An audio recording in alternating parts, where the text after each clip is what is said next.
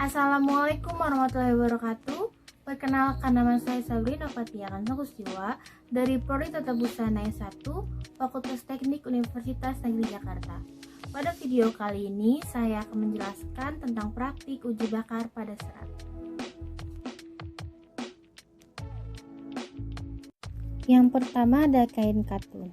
Identifikasi dari kain ini adalah abunya rapuh, baunya seperti kertas yang terbakar, dan apinya merambat sangat cepat. Yang kedua adalah kain sutra. Identifikasi dari kain ini, baunya seperti rambut terbakar, abunya rapuh mengkerikil, dan apinya merambat cepat. Yang ketiga kain katun. Identifikasinya abunya rapuh, baunya seperti kertas terbakar, dan apinya merambat cepat.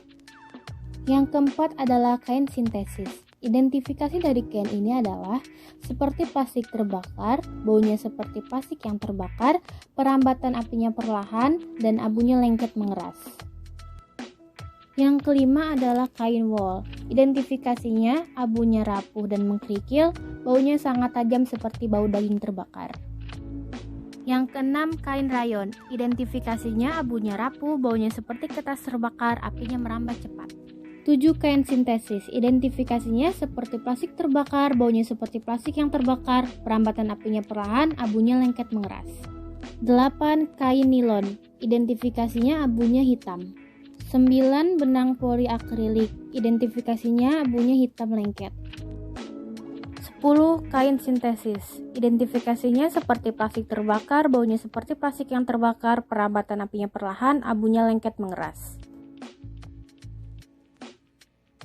Lalu pada video selanjutnya saya akan menjelaskan tentang praktik uji larut pada serat. Yang pertama adalah uji larut di dalam cairan sabun. Pada cairan sabun ini kita hanya perlu mendiamkan selama 15 menit. Ini adalah hasil akhir dari uji pelarutan di dalam air sabun yang membuktikan bahwa kain dari serat alam seperti kain wol, sutra, katun, dan nilon itu lebih cepat hancur dibanding kain lainnya.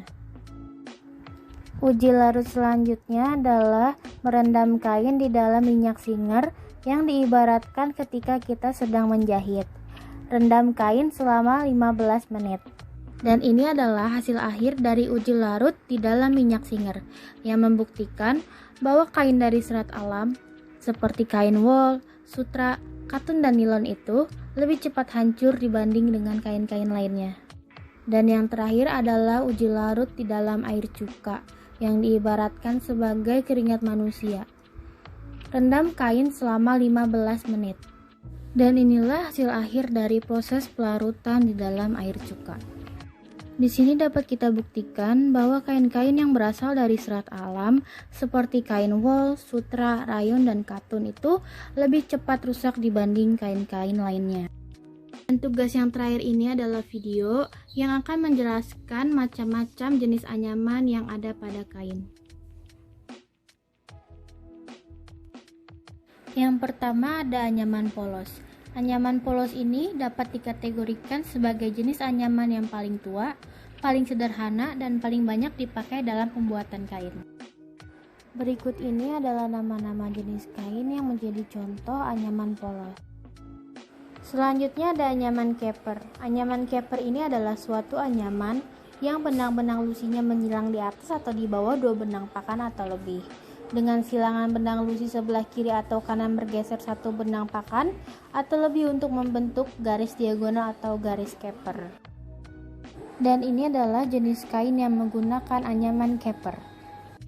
Yang ketiga ada anyaman satin. Anyaman satin yaitu anyaman yang menggunakan jenis kain yang ditenun dengan menggunakan teknik serat filamen sehingga memiliki ciri khas permukaan yang mengkilap dan licin. Dan ini adalah contoh jenis kain yang menggunakan anyaman satin. Yang keempat ada anyaman istimewa. Anyaman istimewa ini adalah anyaman gabungan antara anyaman keper, anyaman polos, dan anyaman satin. Dan ini adalah jenis kain yang menggunakan anyaman istimewa, yaitu kain songket.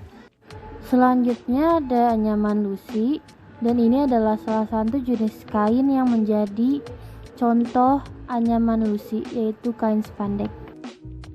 Dan yang terakhir ada benang ply-yarn atau benang poliakrilik, yaitu benang yang dibuat dari bahan dasar poliakrilonitril yang berasal dari petrokimia.